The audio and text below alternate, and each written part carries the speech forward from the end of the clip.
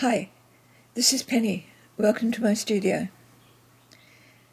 This is part 3 of the owl video. And this is probably the fun part, but it's also in some ways the most time-consuming and difficult and messy part because it requires bringing out a lot of fabrics and trying to find the exact bits and pieces and then cleaning up the mess after. And I always manage to make a huge mess. So the next step is to get out my box of whites and choose the fabric itself and then colour it. And that way I get exactly what I want. So you'll see a variety of different laces here. Most of them fairly see-through. They come from things like neck curtains, old doilies, clothing, and fabric in the top right that looks like little feathers, which I have dyed and used on a bird's leg at one stage. Then you get things that are designs that are on a fine netting, these circular ones, and also here you can see flowers and leaves embroidered on netting, and you can often cut these out quite close to the edge of the flowers and use them. This is the little owl that I made for this project, so if you copy this project you should get something like this. Those of you that have missed 1 and 2, you do need to go back and check out 1 and 2 in that order before you carry on with this one. Because the owl obviously is not going to be washed, it's alright to use liquid inks and things to colour your fabrics. Dyeing is something that I do if I'm going to wash it, but if I'm not going to wash it, I use my go-to Art Spectrum pigmented acrylic inks, and I just find they're so good. You can water them down, use them like watercolours, or you can use them concentrated. You can also mix the colours really well, and they do a good colour range. Not that you need a huge colour range, you only need the basics. But I've been using them now for 40 years, and they've never yet let me down. When I started this, I actually attacked it the wrong way. I think I chose a colour for the eyes. I chose yellow and violet, and then I tried to construct the owl around it, and it did not work. And I had these 2 or 3 flowers on the left-hand side of this image. They were cut from a net curtain, which had a pile on it, like a velvety feel on the right side of it. And I had coloured it pink and violet for another project. And I kept looking at this thinking I should put this on my bird. And once I'd scrapped the yellow, realising that it just wasn't going to work, I actually used this, so we work from this on the bird. I worked on pinks and oranges, but pinky oranges and violets, and I collected the bits of fabric, which I haven't actually shown here, but I collected them as I went along, and I also dyed some of my whites, and here you can see them. I had a small leafy openwork design that I found very useful for the front, and also I could cut out shapes from it, which I used on the legs. I used oil pastels that for some strange reason were water-based. I'm not sure quite how that works, but it did. And I used an orange, a pink, and a yellow ochre, and I scrubbed them over the surface of the netting, and you can see how the flower has the highlighted areas of those colours, and that sort of made it look a little richer than it was before.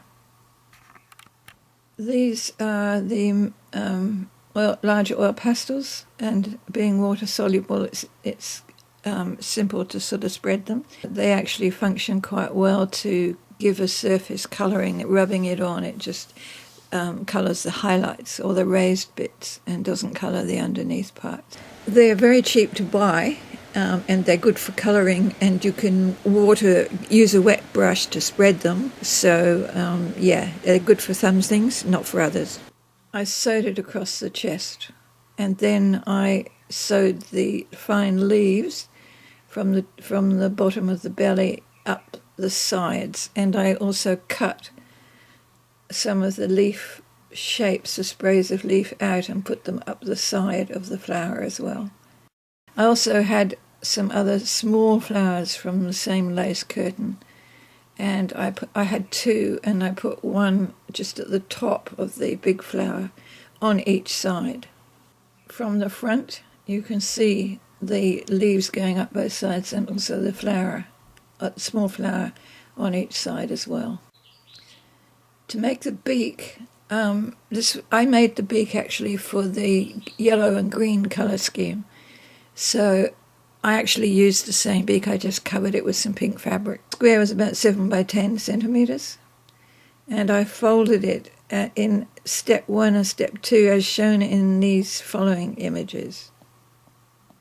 I folded it over lengthwise, then I folded it over on one side. Then I folded the other side over. And then I turned down one corner, and then I turned down the other corner. I folded that in half right down the centre. I stitched across to make it into a point, and then once I had done that, I put the needle up from where I'd finished the stitching up to the end, and then I'd back again, and I pulled it tight so that it had a curve in it. And you can see here how that's got a bit of a curve. I evened up the lumpy bits and ended up with a fat little curved beak. Here I've actually covered it with a pink fabric, or sort of dusky pink, to go with the new colouring. So then I sewed the nose into position, and in this image you can see some fluffy blue stuff underneath the nose. Disregard that. That was a fluffy selvage edge. I actually removed that because I didn't like it. But roughly it's in the position that we want it to be. And because they have a bit of fluff around the nose, or around the beak rather, and just sort of under the beak, I had to find something to replace this blue fluffy stuff. I happen to have a piece of knitted synthetic fabric. It's got a lovely bubbly texture in greens and browns, and I thought it might be nice to put underneath the beak to give a fluffy effect. And I just cut a strip, which you can see here, laid over the top, and then I stitched that in underneath. You can see where I've stitched it across underneath the beak, and I've also cut another narrow strip and stitched it around the beak in an inverted U shape. That also serves to hide the end of the beak where it's attached. You'll only see a very small amount, if you see any at all, on the U shape over the top of the beak, but just in case it shows, I like to have it there. I selected a load of fabrics. I had some see-through, strange sort of, almost like an organza, in a dusky blue-purple, blue-violet. And then I had a very, very bright cerise pink. And I had a little bit of pink netting, which I dyed, and some yellow ochre fabric, and also some bright satin, violet satin. And it was probably a bit overdone. I don't usually put that much on the eyes, but I thought I'd try it. You can always remove it if you don't like it. And then I had some textured denim, which I've used on a few of my birds, and I made a backing of that by just a long strip, which I gathered into a rosette. But before I gathered it, I trimmed it to give it a slightly petally type edge rather than a straight line. And on the top right, you'll see some very fine lace that I coloured a light mossy green. That was unpicked from a scarf. I haven't been able to buy this lace separately, but I do find it on scarves sometimes. and it's really beautiful for using around the face. I've lifted the organza parts and I've just stitched this lace onto the denim at the back, and I've done it so that it shows around the edge. It's not hidden at all, it sticks out, and I really like it showing. To make the eyes, cut your colours into different circles, getting larger as you go towards the outside, obviously. So select the colours in the order that you want them, and then when you actually put them together, don't put them in the centre, put them off. You can see in this image that the eye is actually off to one side. You'd want it to be closer to the nose or to the beak than the other way. So just place everything down in one direction that will be where it's close to the nose, if that makes sense. When you've done that, stitch them onto the green rosette and make sure that the lace shows really well, that you haven't sewn it in too much. You need to be able to see most of it sticking out, if you use lace like that, of course. Then sew your eyes into position. You need to be really careful here. If you don't get them right, if one's higher than the other, then it looks a bit weird. So place them really carefully and then glue in your eye.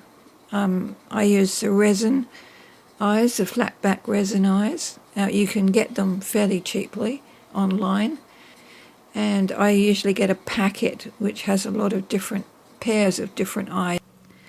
I put the address in the description under the video. Alternately, of course, you can create a fabric eye.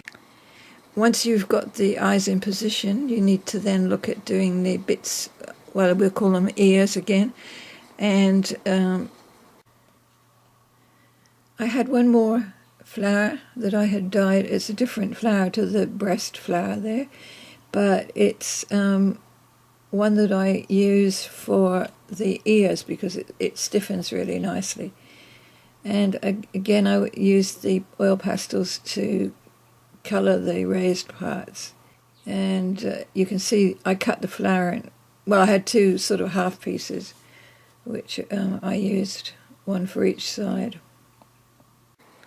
The stiffer the fabric, the better. If you have a fabric that's not very stiff, I suggest using fabric stiffener or PVA glue on it to strengthen it, because if you don't make them stiff, they will droop after a while. I happen to use this half daisy shape that was on a same piece of fabric. It was on a top, and it was the same top that I used to make the wings of this bird. However, the chances of you having this are pretty slight, so you can use anything that is, in a sense, semicircular. You could cut a piece of doily or some lace, anything that just covers from ear to ear and down the back of the head. This is an example of a piece of lace that I used on one of the owls, and on the next image you can see that I used rose pattern fabric on the back, so I didn't actually need to put anything on the head. I did actually add a tiny bit of doily right on the very top, but basically you don't have to do that if you don't want to. So this is the end of part 3, and in part 4 we're going to finish the bird. We're going to do the wings and the feet and put all the finishing touches on. So thank you for watching, and see you in the next part.